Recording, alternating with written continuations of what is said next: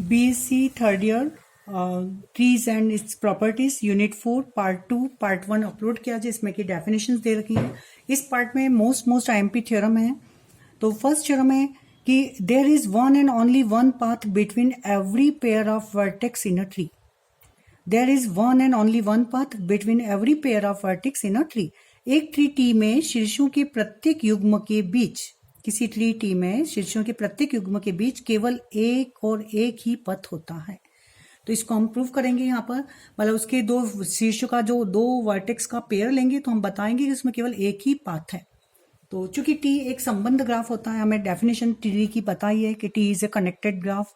तो चूंकि टी एक जो कोई भी ट्री है तो वह कनेक्टेड ग्राफ होता है, तो टी एक संबंध ग्राफ होता है जिसमें T is a connected graph without circuit.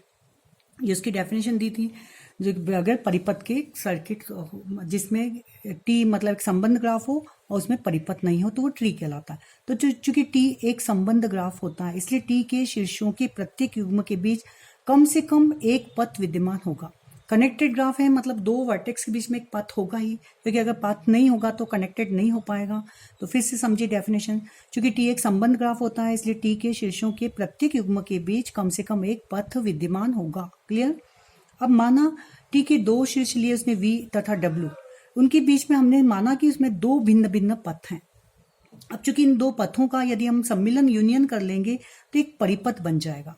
अब चूंकि परिपथ बन जाएगा तो but T is a tree, और इसलिए फिर ये ट्री नहीं कहलाएगा, क्योंकि ट्री की डेफिनेशन में क्लियर है कि उसमें एक परिपथ नहीं होता। फिर से देखिए यहाँ पर, माना टी के दो शीर्ष V और W लिए, उनके बीच में हमने दो पथ रख दिए, भिन्न भिन्न दो पथ हैं, दो अलग अलग पथ हैं। अब इन पथों का यदि मैं यूनियन करूंगी तो वो सर्किट बन जाएगा, तो यहाँ पर एक परिपथ अंतर्विष्ट करेगा, इसलिए टी एक ट्री नहीं होगा। इसलिए इससे हम ये निष्कर्ष निकालते हैं कि एक ट्री टी के शीर्षों के प्रत्येक युग्म के बीच केवल एक और एक पथ होगा, क्योंकि हमें वो ट्री दे रखा है। क्लियर। तो दो वर्टेक्स के बीच में अगर हम दो पथ लेते हैं तो परिपथ बन जाएगा, तो ट्री नहीं कहलाएगा। इसका मतलब यह है कि टी के शीर्षों के प्रत्येक युग्म के बीच केवल एक ही पथ होगा।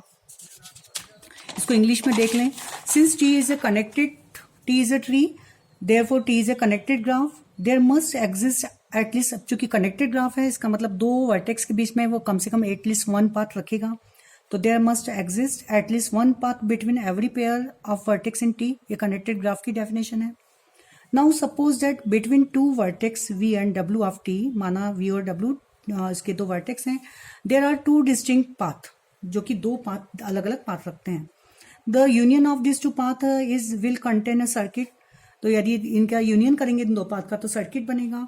And T can not be a tree, इसलिए ट्री नहीं हो पाएगा। Hence we conclude that there is one and only one path between every pair of vertex in a tree. Clear? ये थ्योरम आपकी प्रूफ हो गई। अब इसकी कन्वर्स पार्ट है, उसकी थ्योरम को प्रूफ करेंगे हम। फिर से इसको समझ लिए, since T is a connected graph है, इसका मतलब there exist at least one path between any two pair of vertex. अब हमें चूंकि कम से कम एक पाथ तो रखेगा, अब हमने माना कि वो दो रख रहा है, तो now we suppose between two distinct vertex लिए और there are two distinct path. अब इन दो पाथ का यदि हम यूनियन करेंगे, the union of this path is a circuit, therefore T can not be tree. Hence we conclude, अगर परिपथ रखने लगेगा सर्किट तो वो ट्री नहीं कहलाएगा। इससे हमने ये कंक्लूजन निकला कि hence we conclude that there is one and only one path between every pair of vertex in a tree. यही हमें प्रूव करना था। अब इसकी कन्वर्स पार्ट है, तो कन्वर्स पार्ट में थ्योरम हमारी इस तरह से बनेगी कि in a graph G there is one and only one path between every pair of vertex then G is a tree. यदि कोई ग्राफ जिसके दो वर्टेक्स के बीच में केवल एक ही पथ होता है तो वह ट्री कहलाता है, तो वह ट्री होगा। इसमें हम यहाँ ये शो करेंगे। ट्री मीन्स कनेक्टेड ग्राफ बताएंगे और हम बताएंगे कि उसमें कोई भी परिपथ नहीं है। तो यहाँ अब हमें ये दे रखा है, इसको प्रूफ कर रहे हैं हम। शीर्षों के प्रत्येक युग्म के बीच एक पथ विद्यमान होना, क्योंकि वो कह रहा है कि यहाँ पर कि दो वर्टेक्स के बीच में एक पथ है, तो शीर्षों के प्रत्येक युग्म के बीच एक पथ का होना ही इसकी पुष्टि करता है कि G एक कनेक्टेड ग्राफ है।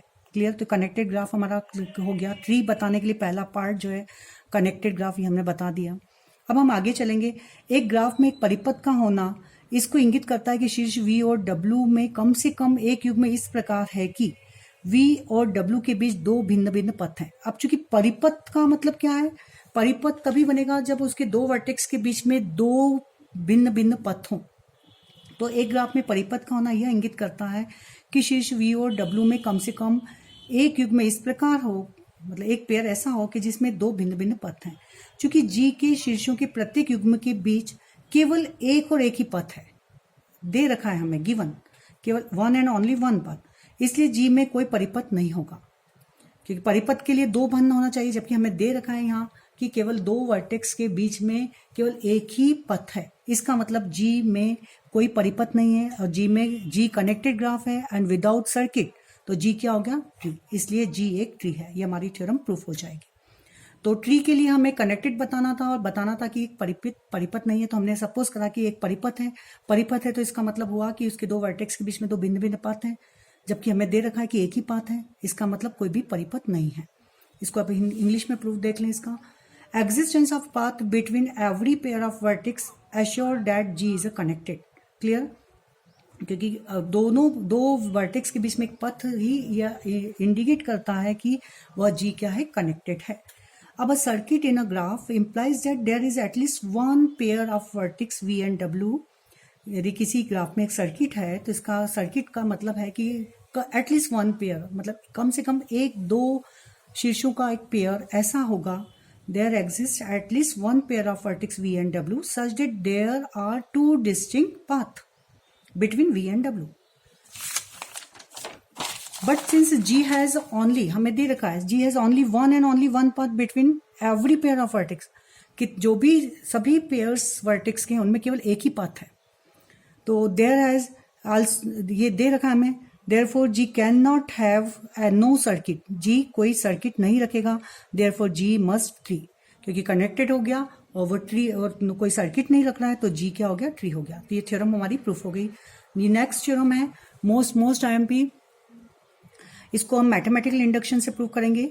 और tree with n vertex has n-1 edges, n शीर्षों वाले ट्री में n-1 कोरें होती हैं, ये हमारी थ्योरम का स्टेटमेंट है। ठीक है, यदि किसी ट्री में n वर्टेक्स है तो हमें n-1 एजेस बतानी है। तो प्रूफ देखिए, इसका माना n शीर्षों का एक ट्री है, इस तो ट्री है तो इसका मतलब उसमें कोई परिपथ नहीं है, तो it is clear T has no circuit. इसे हम मैथमेटिकल इंडक्शन से प्रूव करेंगे, गणितीय आगमन से प्रूव करेंगे। तो सबसे पहले हम मानेंगे T equal to V graph है, तो हमें सिद्ध करेंगे number of vertex equal to number of edges plus 1, ये हमें प्रूव करना है। यदि इसमें n-1 कोर हैं तो इसमें +1 करेंगे तो वर्टेक्स कितने हो जाएंगे, n-1 + 1 मीन्स n वर्टेक्स हो जाएंगे। तो number of vertex equal to number of edges plus 1, ये प्रूव करना है। पहला केस लिया हमने, number of vertex means n equal to 1 लिया, वर्टेक्स एक ही है उसमें।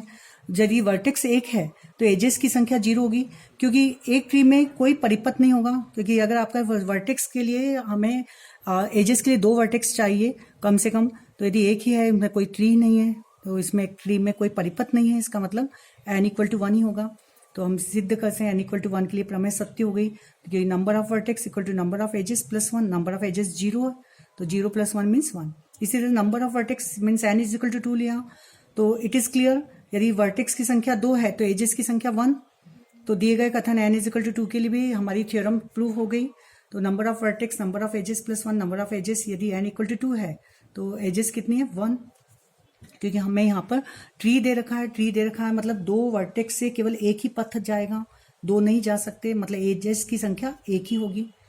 अब इसी प्रकार नंबर ऑफ v, यदि n इक्वल टू 3 है तो it is clear number of edges 2 ही होंगी, मीन्स यदि n इक्वल टू 3 के लिए भी हमारी प्रमेय सत्य होगी, क्योंकि नंबर ऑफ वर्टेक्स बराबर number of edges plus 1, number of edges means 2, 2 + 1 means 3 हो गया। देखिए यदि एक ही वर्टेक्स है तो no edges, e equal to 0, 2 vertex है तो इक्वल टू 1, और 3 वर्टेक्स है तो इक्वल टू 2। इस तरह से ये फिगर भी बना दिया है यहाँ पर। अब इसको हम मानेंगे कि हमारा जो माना n शीर्षों से कम शीर्ष यदि रखने वाले सभी ट्री के लिए यह प्रमेय सत्य है ना। हमने यहाँ पे सपोज करा कि यदि कोई भी हमारी जो कोई भी ट्री जो है वह n वर्टेक्स से कम वर्टेक्स रखता है तो उसके लिए थ्योरम प्रूव सत्य है, ये हमने सपोज करा। अब हम बताएंगे कि जो n शीर्ष यदि रखता है तो उस पर हम विचार करेंगे। तब हम एन शीर्षों सहित एक ट्री पर विचार करेंगे। ठीक है, now we discussion tree which have N vertex.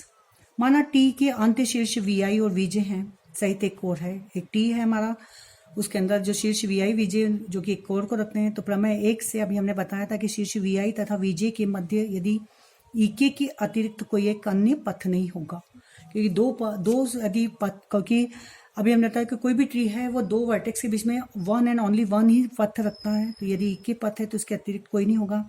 इसलिए टी से यदि मैं ईके का निष्कासन कर दें, टी से ईके को यदि हम निकाल दें तो ग्राफ क्या हो जाएगा, डिसकनेक्टेड हो जाएगा, असंबंध हो जाता है।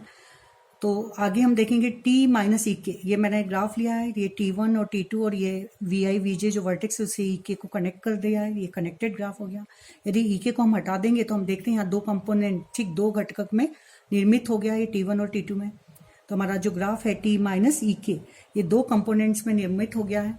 क्योंकि टी में प्रारंभ करने के लिए कोई परिपथ नहीं है, इन घटकों में से प्रत्येक एक ट्री है। हम देख रहे हैं यहाँ पर T1 T2 दोनों ही ट्री हैं, इसलिए इनमें से अभी हमने बताया था कि T1 और T2 दोनों उसके कंपोनेंट्स हैं, इसलिए उनके शीर्षों की संख्या ये n से कम ही रखेंगे। और यदि कोई ट्री n से कम शीर्ष रखता है तो हमने उसको थ्योरम को प्रूव कर दिया है। तो परिणामतः गणितीय आगमन विधि से इनमें से स्थित शीर्षों की संख्या में से एक कम कोर रखेगा वो। तो यहाँ पर n है तो यहाँ पर t माइनस ईके, तो ये वाला जो T1 और T2 है तो यहाँ पर ठीक कोर कितनी रखेगा, एक ये कम रखेगा एक ये रखेगा, मतलब टोटल कोरों की संख्या n-2 हो जाएगी।